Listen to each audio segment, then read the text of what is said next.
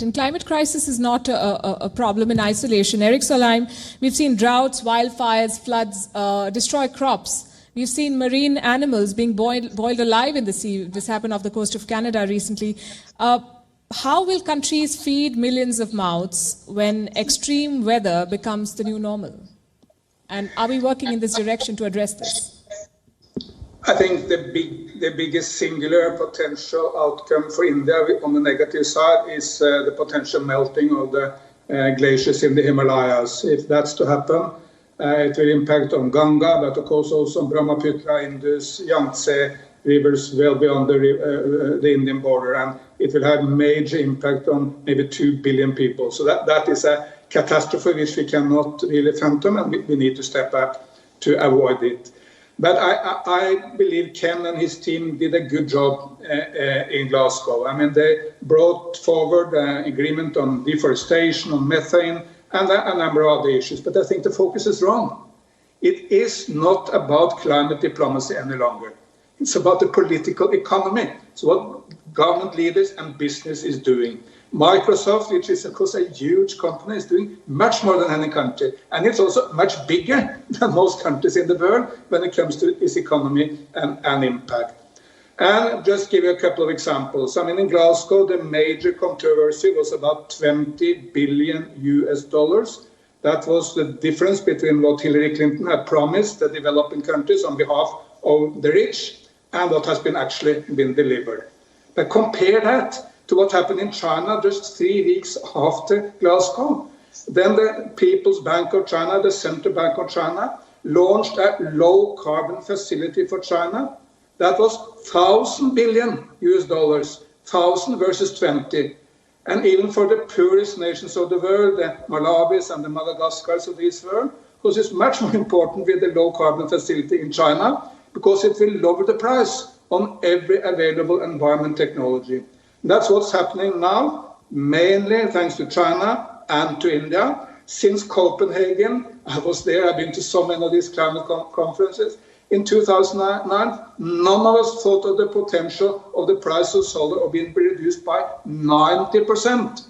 And it's much more important than any diplomatic talk, because it makes solar energy now available everywhere in the world. You even save money if you move from coal to solar. It's not just for the environment, it's for your wallet, for the state budget. It's an economic drive into solar.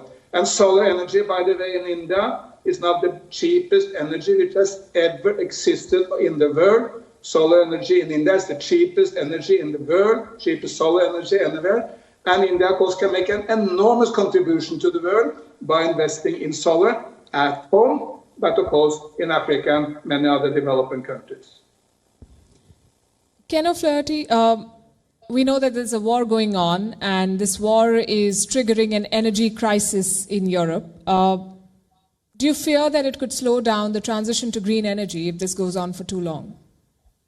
I actually think it will speed it up, and I think we're seeing it speed it up. The advantages of renewable energy are very clear, and the Minister has mentioned that just now. In 2/3 of the world, it is already cheaper before the crisis to be building new solar than to be building new coal. Now, the increasing cost of fossil fuels are changing that equation even further. And we know, of course, that every single year the cost of solar energy is also falling. So I think that we are seeing many countries, including in Europe, but not also, I would say, within this region, accelerate their move towards renewable energy because it's cheaper, but also because it provides much greater energy security. If you are no longer importing large amounts of oil, gas, and so forth, you are not subject to the vagaries of the international fossil fuel market. You have much more predictability for your economy, and you have a cheaper source of energy.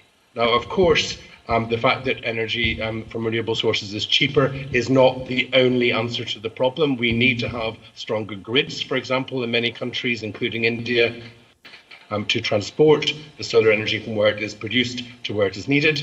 We need to ensure that governments provide the incentives for investment by the private sector, which I think I totally agree. The amount of finance coming from the private sector will dwarf anything from the public sector, but there needs to be appropriate structures to attract that investment. And of course, we need to ensure that the countries which already have mature renewables markets, such as the UK, which is one of the world leaders in wind, for example, are sharing our experience with countries in the region. I'm pleased to say that is something which we're already doing with our partners in India. We have advanced dialogues around energy here in India, and indeed with many countries across the region. And we're trying to use our presidency to ensure that countries are sharing their expertise and ensuring that this is a joint endeavour to speed up the global energy transition, which will have the benefit of accelerating progress towards the 1.5 degrees Celsius target agreed at Paris. Now, of course, quite apart from the energy transition, there must be a risk now that countries take their eye off the other important issues around climate change, such as helping countries deal with the impacts, which we've been discussing earlier in this discussion. I think that's an area where we, as COP26 presidency, will be working hard to ensure that this remains at the top of the international agenda. As I said earlier, we cannot allow other crises to deflect our attention from the existential crisis that is posed by climate change. Thank you. And I have to say, you're the first diplomat I've spoken to